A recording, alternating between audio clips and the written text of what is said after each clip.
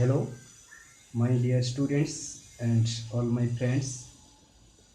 आज ମୁଁ ଏମିତି ଜଣେ ବ୍ୟକ୍ତିଙ୍କ ସମ୍ପର୍କରେ ଆଲୋଚନା କରିବି ଯିଏ ଆମ ବାଲେଶ୍ୱର ମାଟିର ଗର୍ବ ଗୌରବ ତଥା ଓଡ଼ିଆ ଭାଷା ସାହିତ୍ୟର ଜଣେ ବିନ୍ଧାଣୀ ଥିଲେ, ଜଣେ ମଙ୍ଗୁଆଳ ଥିଲେ, ଜଣେ ସେନାପତି ଥିଲେ କହିଲେ ଅତ୍ୟୁକ୍ତି ହେବ ନାହିଁ। ସେ ଆଉ କେହି ନୁହନ୍ତି, ଆମ ସମସ୍ତଙ୍କର ପ୍ରିୟ ମହାପୁରୁଷ ଫକୀରମୋହନ ସେନାପତି।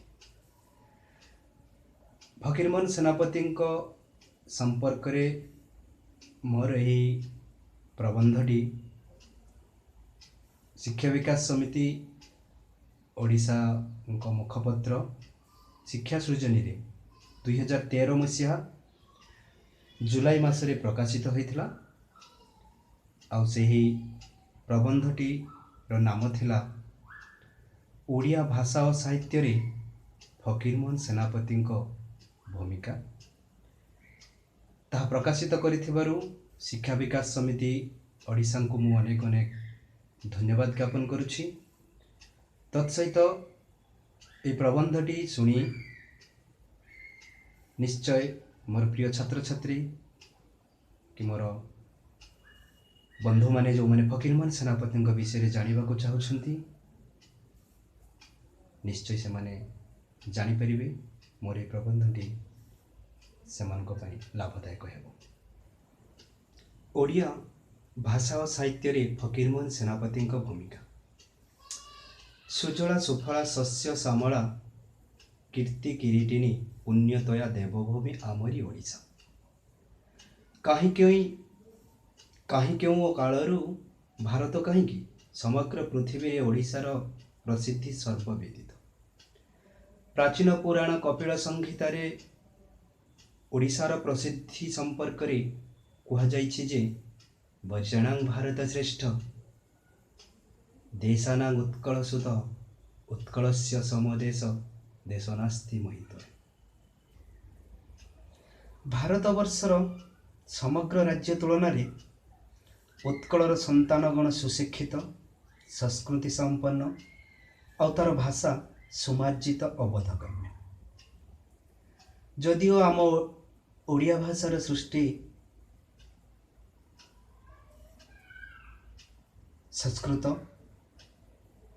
ପାଲି, ପ୍ରାକୃତ, ଅର୍ଦ୍ଧମାଗଧୀ ଭଳି ଅପଭ୍ରଂଶ ଭାଷାରୁ, ତଥାପି ଓଡ଼ିଆ ଭାଷା ସାହିତ୍ୟର ଜନକ ମାଟିର ମହାକବି ସାରଳା ଦାସ ପ୍ରଥମେ ଓଡ଼ିଆ ଭାଷାରେ ମହାକାବ୍ୟ ରଚନା କରି ଓଡ଼ିଆ ଭାଷାର ଲିଖିତ ରୂପ ପ୍ରଦାନ ପୂର୍ବକ ମୂଳଦୁଆ ସ୍ଥାପନ କରିଥିଲେ।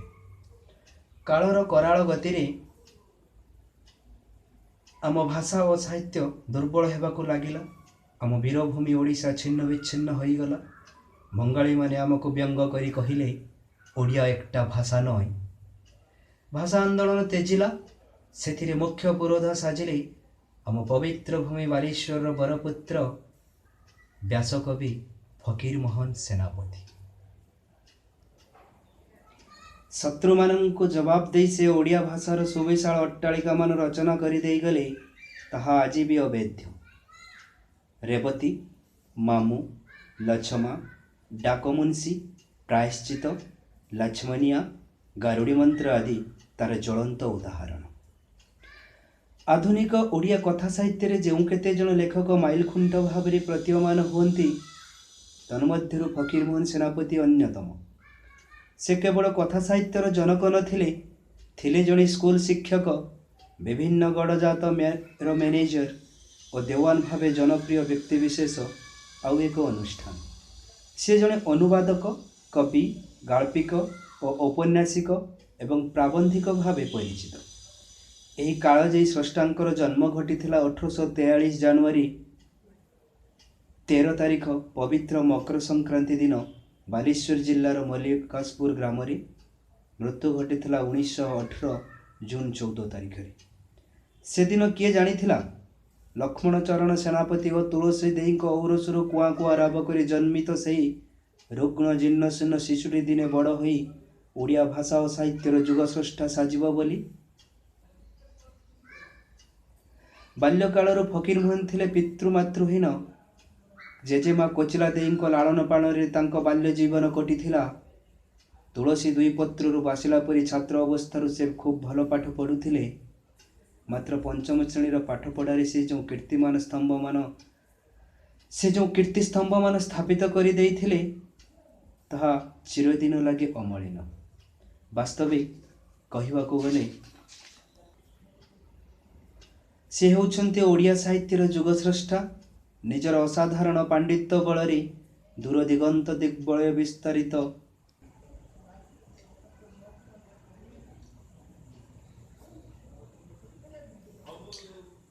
ଓଡ଼ିଆ ଭାଷା ସାହିତ୍ୟ ରୂପକ ଆକାଶରେ ଧ୍ରୁବତାରା ସାଜି ପଥଭ୍ରଷ୍ଟ ହୋଇଥିବା ଓଡ଼ିଆ ଭାଷା ସାହିତ୍ୟ ଓ ଓଡ଼ିଆ ଭାଷାଭାଷୀ ଲୋକମାନଙ୍କୁ ଉଚିତ ମାର୍ଗ ଦର୍ଶନ କରାଇ ଚିରଦିନ ଲାଗି ଓଡ଼ିଶାବାସୀଙ୍କ ହୃଦୟରେ ଏକ ସ୍ୱତନ୍ତ୍ର ସ୍ଥାନ ଗ୍ରହଣ କରିବା ସହିତ ଅମରତ୍ୱ ଲାଭ କରିଛନ୍ତି। ଫକୀରମୋହନ ପ୍ରଥମେ ବାରବାଟୀ ସ୍କୁଲରେ ତୃତୀୟ ଶିକ୍ଷକ ଏବଂ ପରେ ବାଲେଶ୍ୱର ମିଶନ ସ୍କୁଲରେ ପ୍ରଧାନ ଶିକ୍ଷକ ରୂପେ 10 ଟଙ୍କା ବେତନରେ କାର୍ଯ୍ୟଭାର ଗ୍ରହଣ କଲେ। କେବଳ ଶିକ୍ଷକଟିଏ ହୋଇ ଜୀବନ ସୀମିତ କରିଦେବା ତାଙ୍କ ଜୀବନର ଲକ୍ଷ୍ୟ ନଥିଲା। ଓଡ଼ିଆ ଭାଷା ଓ ସାହିତ୍ୟର ସଙ୍କଟ କାଳରେ ସେ ସାହସର ସହିତ ମସି ଧାରଣ କଲେ। ତାଙ୍କ ଉଦ୍ୟମରେ 1868ରେ ଏକ ଛାପାଖାନା ବସିଥିଲା ବାଲେଶ୍ୱରରେ। ଓଡ଼ିଆ ଭାଷା ଓ ସାହିତ୍ୟର ଶ୍ରୀବୁଦ୍ଧି ସ୍ଥାପନ ପାଇଁ ଦିବାରାତ୍ରି ସ୍ୱପ୍ନ ଦେଖିଲେ ସେ। ସଭା ସମିତିରେ ବକ୍ତୃତା ଦେବା, ସମ୍ବାଦ ବାହିକାରେ ଲେଖାଲେଖି କରିବା, ବଙ୍ଗାଳୀମାନଙ୍କ ଚକ୍ରାନ୍ତକୁ ପତ୍ରରେ ଜବାବ ଦେବା ଆଦି ଉଦ୍ୟମ ଜାରି ରଖିଥିଲେ। ମହାଭାରତକୁ ଓଡ଼ିଆରେ ଅନୁବାଦ କରି ସେ ବ୍ୟାସକବି ଆଖ୍ୟା ଅର୍ଜନ କଲେ। ନିଜ ଛାପାଖାନାରୁ ବାଲେଶ୍ୱର ସମ୍ବାଦ ବାହିକା ଓ ବୋଧଦାୟିନୀ ପତ୍ରିକା ପ୍ରକାଶିତ କରି ସେତେବେଳର ଓଡ଼ିଆମାନଙ୍କ ମନରେ ଓଡ଼ିଆ ଭାଷା ସାହିତ୍ୟ ପ୍ରତି ଅନୁରାଗ ସୃଷ୍ଟି କରାଇଥିଲେ। ସନ୍ତାନ ବିୟୋଗ ଦୁଃଖ ଭୁଲାଇବା ପାଇଁ ପତ୍ନୀଙ୍କ ପାଇଁ ସେ ଅନୁବାଦ କଲେ 7 ଖଣ୍ଡ ରାମାୟଣ, 18 ଖଣ୍ଡ ମହାଭାରତ, ନିଖିଳ ହରିବଂଶ ଇତ୍ୟାଦି। କେନ୍ଦୁଝର ଭୂୟାଁମେଳିର ଯନ୍ତ୍ରଣା ଭୁଲାଇବା ପାଇଁ ସେ ରଚନା କରିଥିଲେ ଉତ୍କଳ ଭ୍ରମଣ କାବ୍ୟ। ଫକୀରମୋହନଙ୍କ କବି ପ୍ରତିଭାର ସାର୍ଥକ ପ୍ରତିଛବି ହେଉଛି ପୁଷ୍ପମାଳା, ଉପହାର, ଅବସରବାସରେ, ପୂଜାଫୁଲ, ଧୂଳି ଏବଂ ବାଟ ବାହୁଡ଼ା। ଓଡ଼ିଆ ସାହିତ୍ୟକୁ ଫକୀରମୋହନଙ୍କ ଅମୂଲ୍ୟ ଦାନ ହେଉଛି ତାଙ୍କର ଗଦ୍ୟ ସାହିତ୍ୟ। ଓଡ଼ିଆ ଗଦ୍ୟକୁ ସେ ଏକ ସ୍ୱଭାବ ସୁଲଭ ଢଙ୍ଗରେ ଗଢ଼ି ତୋଳିଲେ। 1887 ଅକ୍ଟୋବର ମାସରେ ଉତ୍କଳ ସାହିତ୍ୟରେ ପ୍ରକାଶ ପାଇଲା ତାଙ୍କର ଯୁଗାନ୍ତକାରୀ ଉପନ୍ୟାସ 6 ମାଣ 8 ଗୁଣ୍ଠ। ପରେ ପରେ ପ୍ରକାଶିତ ହେଲା 3ଟି ଉପନ୍ୟାସ, ଲଛମା 1903 ମସିହାରେ, ମାମୁଁ 1913 ମସିହାରେ ଏବଂ ପ୍ରାୟଶ୍ଚିତ 1915 ମସିହାରେ। ଦୁର୍ଜଟି ନାମକ ଛଦ୍ମନାମରେ ସେ ପ୍ରକାଶ କଲେ 6 ମାଣ 8 ଗୁଣ୍ଠ। ଦୀର୍ଘ 200 ବର୍ଷର ଇତିହାସକୁ ଔପନ୍ୟାସିକ ଏହି 4ଟି ଉପନ୍ୟାସ ମଧ୍ୟରେ ଧରି ରଖିଛନ୍ତି।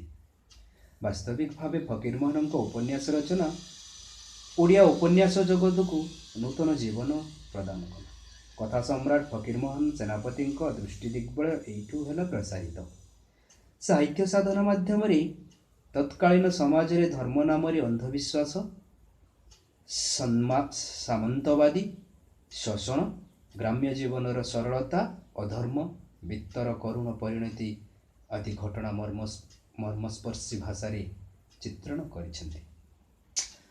ଓଡ଼ିଆ ଗଳ୍ପ ସାହିତ୍ୟର ସ୍ରଷ୍ଟା ଭାବେ ପରିଚିତ ଫକୀରମୋହନ ସେନାପତି 20ଟି ଗଳ୍ପ ରଚନା କରିଛନ୍ତି। ସେନାପତିଙ୍କ ଠାରୁ ହିଁ ଆରମ୍ଭ ହୁଏ ଆଧୁନିକ ଓଡ଼ିଆ ସାହିତ୍ୟର ଗଳ୍ପ ଯୁଗ। ତାଙ୍କର ପ୍ରଥମ ଗଳ୍ପ ରେବତୀ ଆଜି ବି ପ୍ରତ୍ୟେକ ଓଡ଼ିଆଙ୍କ ଘରେ ଘରେ ଓ ହୃଦୟରେ ଏକ ନୂତନ ଉନ୍ମାଦନା ସଞ୍ଚାର କରେ। ପେଟେଣ୍ଟ ମେଡିସିନ, ଧୂଳିଆ ବାବା, ଡାକମୁନ୍ସି, ପାଠୋଇ ବୋହୂ, ସଭ୍ୟ ଜମିଦାର, ବୀରେଇ ବିଶ୍ୱାଳ, ଅଧର୍ମବିତ୍ତ, ରାଣ୍ଡିପୁଅ ଅନନ୍ତା, ବଗଲା ବଗୁଲି, ମଉନା ମୌନି, ମାଧ ମହାନ୍ତିଙ୍କ କନ୍ୟା ସୁନା, ସୁନା ବୋହୂ, ପୁନର୍ମୂଷିକ ଭବ, ଗାରୁଡ଼ି ମନ୍ତ୍ର ଆଦି ଗଳ୍ପ ପ୍ରତିଭାର ଶ୍ରେଷ୍ଠ ସ୍ୱାକ୍ଷର। ଫକୀରମୋହନଙ୍କ ଆତ୍ମଚରିତ ହେଉଛି ଉତ୍କଳର ଅର୍ଦ୍ଧ ଶତାବ୍ଦୀର ଜୀବନ୍ତ ଇତିହାସ। ତାଙ୍କ ରମ୍ୟ ରଚନା ମଧ୍ୟରେ ନନାଙ୍କ ପାଞ୍ଜି ଶ୍ରେଷ୍ଠ ରମ୍ୟ ରଚନା। ଗ୍ରାମ୍ୟ ଜୀବନର ସାର୍ଥକ ରୂପକାର ହେଉଛନ୍ତି ଫକୀରମୋହନ ସେନାପତି। ନିୟତି ତାଙ୍କ ସାହିତ୍ୟରେ ପ୍ରଧାନ ଭୂମିକା ଗ୍ରହଣ କରିଛନ୍ତି। ତାଙ୍କ ସାହିତ୍ୟରେ ଦିବ୍ୟ ଦାମ୍ପତ୍ୟ ପ୍ରେମ, ସୁସ୍ଥ ପାରିବାରିକ ଜୀବନ, ଅଧର୍ମର କ୍ଷୟ, ଶୈତାନର ଶାସ୍ତି ଆଦି ଆଦର୍ଶର ପ୍ରଶଂସା ଦେଖିବାକୁ ମିଳେ। ଦଳିତ କରୁଣ ଚିତ୍ର ସମ୍ଭ୍ରାନ୍ତ ବର୍ଗର ଶୋଷଣ, ସତ୍ୟ ଏବଂ ବାସ୍ତବର ଚିତ୍ରଣରେ ସେନାପତି ଥିଲେ ସିଦ୍ଧହସ୍ତ। ତେଣୁ ଓଡ଼ିଆ ଭାଷା ଓ ସାହିତ୍ୟରେ ଫକୀରମୋହନଙ୍କ ଭୂମିକା ଅତୁଳନୀୟ ଓ ଅମଳିନ। ନିର୍ବିବାଦରେ ସେନାପତିଙ୍କୁ ଆଦିଯୁଗର ସ୍ରଷ୍ଟାର ଆସନ ଦିଆଯାଇପାରେ।